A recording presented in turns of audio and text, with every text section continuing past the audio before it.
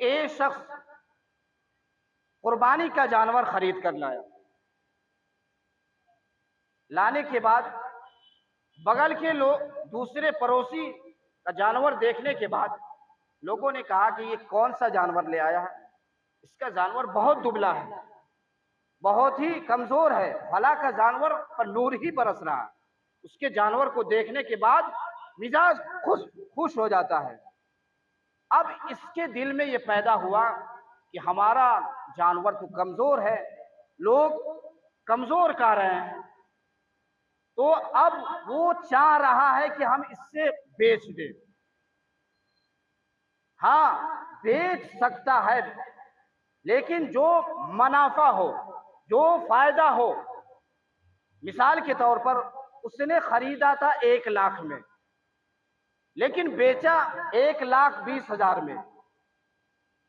یہ 20,000 کا جو فائدہ ہوا ہے، یہ فائدہ اس کے لیے یوز کرنا کھانا جائز نہیں ہے، بلکہ وہ اتنا ہی دام کا دوسرا مال خریدنا پڑے گا.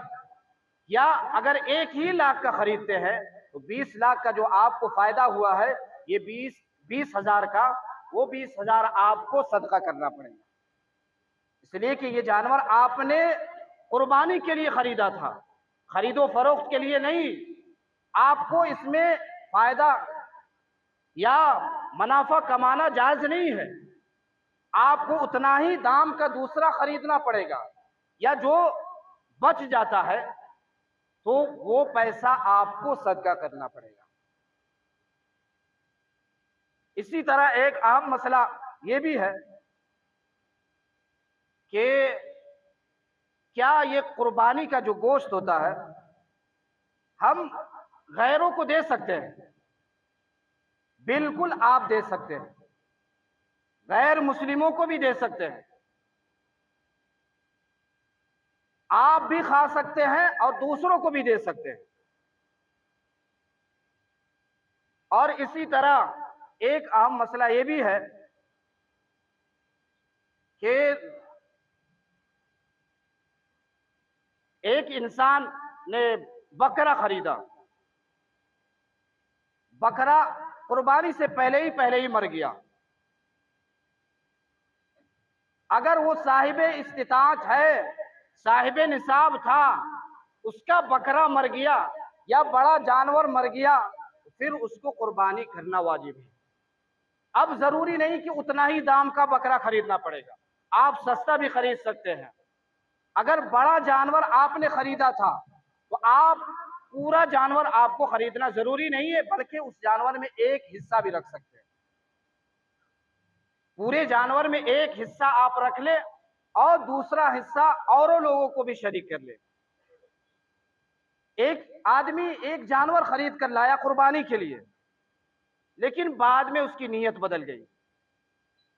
اس نے یہ سوچا کہ اس میں اور لوگوں کو بھی شامل کر لیتے ہیں. وہ شخص ایک حصہ اپنا رکھتا ہے، ایک حصہ، 6 حصہ اور لوگوں کو شامل کر لیتا ہے، پھر بھی جائز ہے، پھر بھی جائز ہے.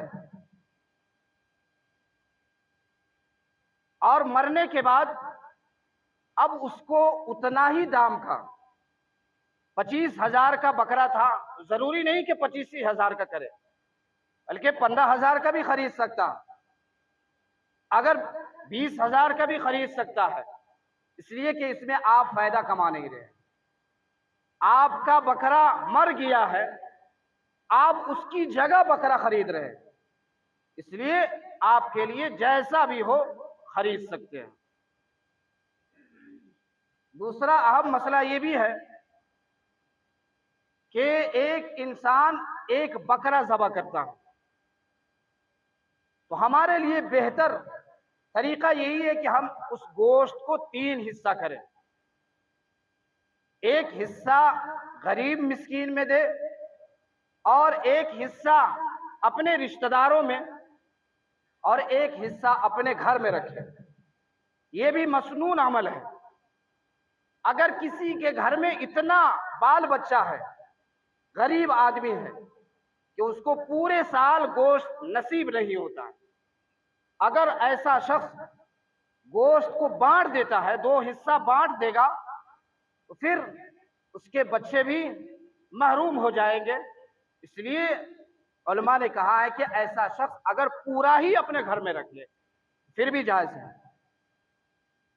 جو ہم اور آپ اپنے پڑوسی کو یا خاندان والوں کو کھلاتے ہیں وہ بھی اسی میں شامل ہے. الگ سے آپ دو حصہ نہیں بانٹے بلکہ ایک حصہ بانٹ دیں, ایک حصہ میں رشتہ داروں کو کھلائے. یہ چند اہم مسائل تھے, یہ بہت ہی مختصر ہے, ٹائم کم ہونے کی وجہ سے انشاءاللہ جو رہ گیا ہوگا آئندہ ہفتہ انشاءاللہ بیان ہوگا. وآخر دعوانا الحمدللہ.